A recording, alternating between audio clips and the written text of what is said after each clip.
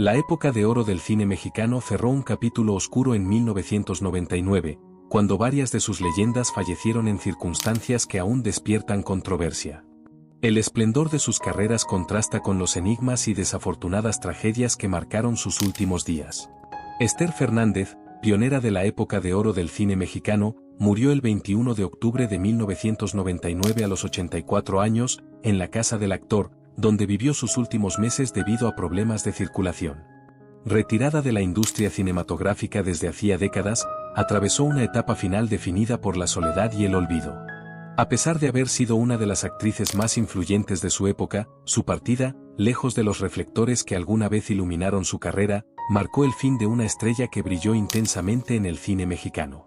Durante su carrera, Fernández logró fama internacional con Allá en el Rancho Grande, 1936, considerada la primera película de la época de oro.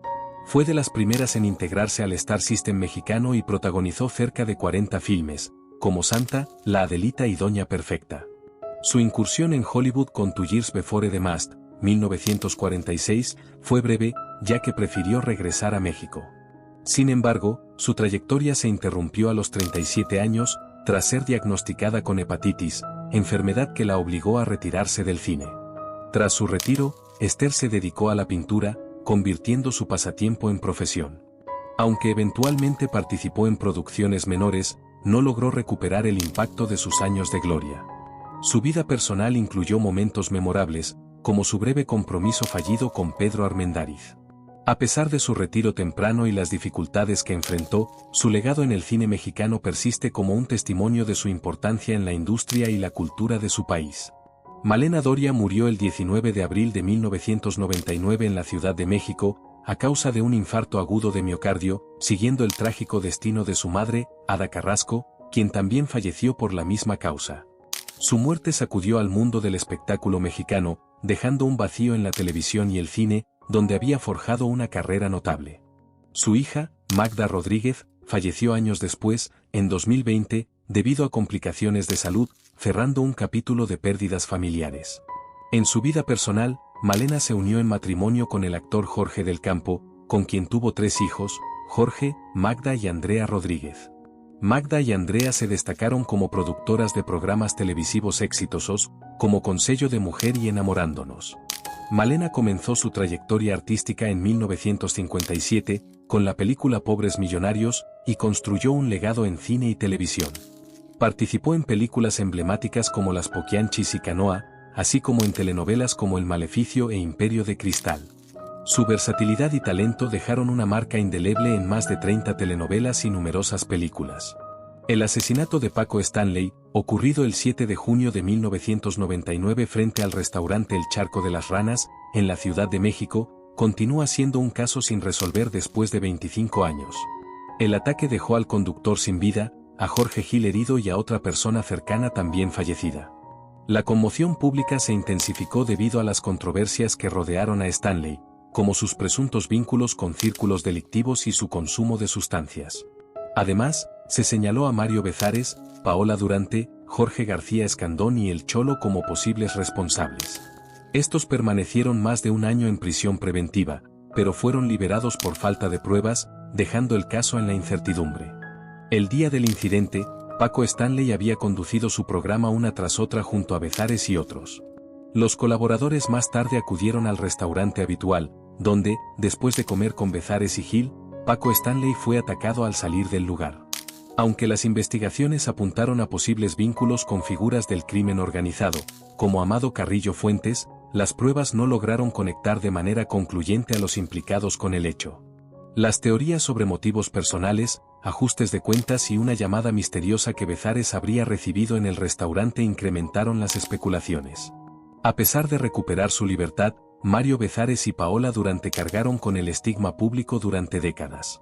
Bezares, acusado de deslealtad, intentó reivindicar su imagen participando en programas como La Casa de los Famosos México en 2024, mientras que Paola Durante enfrentó obstáculos para relanzar su carrera televisiva.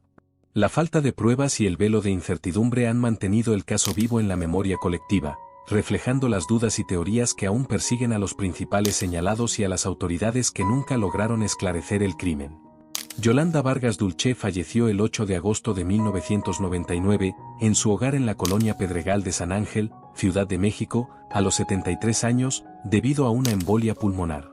Su partida marcó el fin de una era en la literatura popular mexicana, dejando un legado que sigue vigente en la cultura nacional. Fue despedida con gran reconocimiento, siendo considerada una de las figuras más influyentes de las historietas y telenovelas en México. En su vida personal, estuvo casada con Guillermo de la Parra, con quien tuvo 5 hijos, incluidos Mane de la Parra y Alondra de la Parra, destacados músicos. Vargas Dulce es conocida como la reina de las historietas gracias a creaciones como Memín Pinguín, Rubí y Yesenia. Además, fundó Grupo Editorial Vid junto a su esposo, y su obra trascendió al cine, la radio y la televisión, vendiendo millones de copias y obteniendo reconocimiento internacional. Su estilo único y su habilidad para conectar con el público la consolidaron como una pionera de la narrativa gráfica y televisiva en México. Eleazar García, conocido como Chelelo, falleció el 24 de agosto de 1999, a los 74 años, debido a complicaciones de salud tras una cirugía para tratar un grave hematoma cerebral. Este último incidente fue precedido por una embolia sufrida en 1996, que dejó paralizado el lado derecho de su cuerpo. Aunque logró recuperar parcialmente la movilidad, una caída en su rancho agravó su estado al causarle el hematoma. Durante la operación de alto riesgo, Chelelo perdió la vida en el quirófano, dejando a su familia sin la oportunidad de despedirse. Sus restos fueron sepultados en su rancho en Tamaulipas, pero en 2019 la cripta fue profanada por delincuentes, marcando un trágico episodio final para su legado. Chelelo dejó una huella imborrable en el cine y la música mexicana, participando en más de 200 películas a lo largo de casi 30 años. Fue reconocido por sus interpretaciones en cintas como El Tesoro de Pancho Villa, La Valentina y El Jinete Solitario, destacando en roles cómicos y rancheros que conectaron con el público. Además, grabó más de 10 discos, fusionando corridos norteños con humor. Aunque su carrera comenzó en el Circo Imperial, su verdadero auge llegó tras firmar con Falcón, priorizando la libertad artística sobre el beneficio económico. Su carisma y versatilidad lo convirtieron en un favorito del público, dejando un legado que aún resuena en la cultura popular mexicana. Alfredo Gil, conocido como El Güero, falleció el 10 de diciembre de 1999 en la Ciudad de México, a los 84 años, debido a complicaciones de hidropesía y enfisema pulmonar. En sus últimos días, enfrentó un estado de salud crítico, agravado por años de adicciones que deterioraron su cuerpo. Pasó sus últimas horas en casa, acompañado de sus seres queridos, quienes organizaron un funeral discreto en la funeraria Sullivan, cumpliendo su deseo de evitar grandes ceremonias. Finalmente, sus restos fueron cremados y depositados en el Panteón Español, marcando el final de una era dorada en la música latina. Su vida estuvo marcada tanto por el éxito como por la polémica. Las adicciones al alcohol y sustancias ilícitas afectaron no solo su salud, sino también su reputación y la de los Panchos, el icónico trío que cofundó junto a Chucho Navarro y Hernando Avilés en 1944. Episodios como su arresto por portar un arma ilegal y su implicación en un incidente violento que resultó en la muerte de una persona dejaron huella en su trayectoria. Aunque finalmente no fue acusado de homicidio, el escándalo dañó su imagen pública. A pesar de estas adversidades, Gil continuó componiendo y trabajando con el trío hasta mediados de los años 80, cuando se retiró oficialmente debido a problemas de salud. Nacido como Farid Bojalil Gil el 5 de agosto de 1915 en Puebla, su talento musical lo llevó a desarrollar el famoso requinto, un instrumento que definió el sonido único de los Panchos. Con éxitos como Rayito de Luna y Sin Ti, alcanzaron fama internacional, consolidándose como un símbolo cultural mexicano. Sin embargo, su vida fue turbulenta, marcada por su temperamento y conflictos con otros integrantes del trío. A pesar de todo, su legado perdura como uno de los pilares del bolero romántico, y su influencia sigue viva en la música latina contemporánea. Juan Gallardo, cuyo nombre real era Raimundo Serafín Arroyo Babet, falleció el 24 de septiembre de 1999 en la Ciudad de México, a los 59 años, a causa de cáncer de garganta. Su muerte marcó el final de una destacada carrera en el cine, la televisión y la música mexicana. Aunque luchó contra la enfermedad, su condición se agravó, llevándolo a abandonar la industria en la última etapa de su vida. Su pérdida dejó un vacío en el medio artístico, especialmente en el género de acción y melodrama, en los que destacó. Gallardo inició su carrera como cantante, trabajando en restaurantes y bares, antes de regresar a México para estudiar actuación con Sano y Andrés Soler. Debutó en cine con Cucurrucucú Paloma, 1964, junto a Lola Beltrán, y desarrolló una prolífica carrera en más de 100 producciones, incluyendo clásicos como Las momias de Guanajuato y El tigre de Santa Julia. También destacó como director en El ahorcado, 1983. A partir de 1990, se concentró en la industria del video home, donde consolidó su reputación en el cine de acción. Su versatilidad y presencia imponente lo llevaron a compartir créditos con figuras como Mauricio Garcés, Irma Serrano y Mario Almada, dejando un legado significativo en el cine mexicano. Ana Luisa Tregua Durán, conocida como Ana de Sade, falleció el 26 de septiembre de 1999 en la Ciudad de México, a los 47 años, debido a una neumonía hipostática. Esta afección, común en personas inmovilizadas o con problemas de movilidad prolongados, se caracteriza por la acumulación de líquido en los pulmones debido a la falta de actividad física, lo que favorece el desarrollo de infecciones pulmonares graves. Su fallecimiento sugiere un posible deterioro de salud en sus últimos años, probablemente agravado por un estilo de vida alejado de la atención médica regular y del medio artístico. En sus años de actividad, Ana de Sade fue una actriz sobresaliente del cine mexicano, participando en proyectos como La montaña sagrada de Alejandro Jodorowsky y No oyes ladrar los perros de François Reichenbach, basados en obras literarias icónicas. Posteriormente, exploró géneros variados, desde dramas intensos como Celestina hasta comedias eróticas populares en los años 80. Su versatilidad le permitió colaborar tanto en producciones internacionales como en el cine comercial mexicano. Sin embargo, tras su última aparición en 1989 en Mi compadre Capulina, se alejó del ámbito artístico, llevando una vida más reservada, que culminó en circunstancias personales que podrían haber contribuido a su trágico final. Rosa Fermen Epstein falleció el 29 de octubre de 1999 en su domicilio en la Ciudad de México, a los 69 años, debido a un paro cardíaco. Paramédicos de Atala, México acudieron al lugar y realizaron maniobras de reanimación durante 30 minutos, pero no lograron salvarla, declarando su fallecimiento poco después. Nacida el 25 de octubre de 1930 en la Ciudad de México, Rosa Fermen creció en Pachuca, Hidalgo, y estudió arte dramático en la UNAM. Destacó en el teatro con obras como El tiempo es un sueño y La Anunciación de María. En el cine, es recordada por su papel en Pedro Páramo, 1967, y por su actuación estelar en la película francesa Le Rapace, 1968.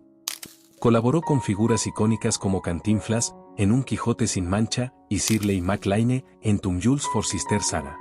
En televisión, dejó huella con personajes memorables como La Seca en La Presidenta Municipal, 1975.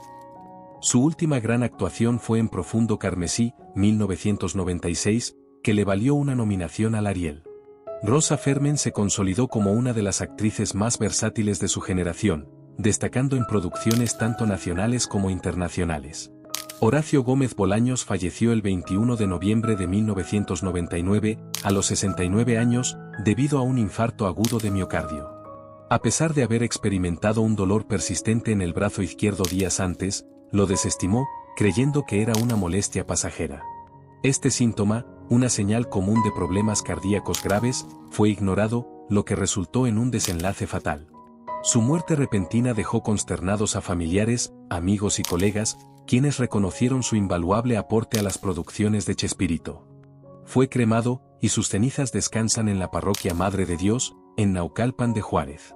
Aunque su hermano Roberto Gómez Bolaños alcanzó fama mundial como Chespirito, Horacio desempeñó un papel esencial detrás de cámaras. Fue productor, guionista y encargado de las finanzas y la logística de los programas, además de interpretar a Godínez en El Chavo del Ocho.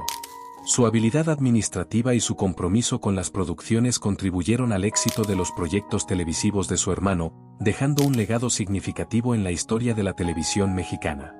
Su trabajo permitió la proyección internacional de las producciones, organizando giras en países como España, Argentina y Venezuela. A pesar de su perfil bajo y alejamiento de los reflectores, su influencia fue esencial en el éxito de las producciones, especialmente en la administración del merchandising y la negociación de contratos. Su legado permanece en los corazones de quienes disfrutaron de las icónicas creaciones de Chespirito. Fernando Fernández, conocido como el Croner de México, falleció el 24 de noviembre de 1999 en la Ciudad de México, a los 83 años, debido a complicaciones de una afección diabética que derivó en un ataque cardíaco. Fue ingresado de emergencia al hospital el día previo a su muerte. Sus restos fueron cremados en el Panteón Español, cerrando una vida llena de éxitos musicales y cinematográficos que dejaron una huella imborrable en la cultura mexicana. Durante las décadas de 1930 y 1940, Fernando alcanzó gran fama como cantante de boleros en la XCW y la industria discográfica, con temas emblemáticos como Traicionera, Aventurera y Quinto Patio. En el cine, destacó en clásicos como Enamorada, Río Escondido y Callejera, alternando con grandes figuras como Dolores del Río y Marga López. Además, incursionó como director de telenovelas y películas, dejando su sello creativo en producciones como El Fistol del Diablo. Su última aparición en cine fue en El Sinaloense, 1985, mientras que en la música grabó más de 600 canciones. Nacido el 9 de noviembre de 1916 en Monterrey, Nuevo León, fue primo del director Emilio Indio Fernández y esposo de la cantante Lupita Palomera. Su carrera comenzó en la radio, marcando una nueva etapa en la música con su estilo suave y melódico.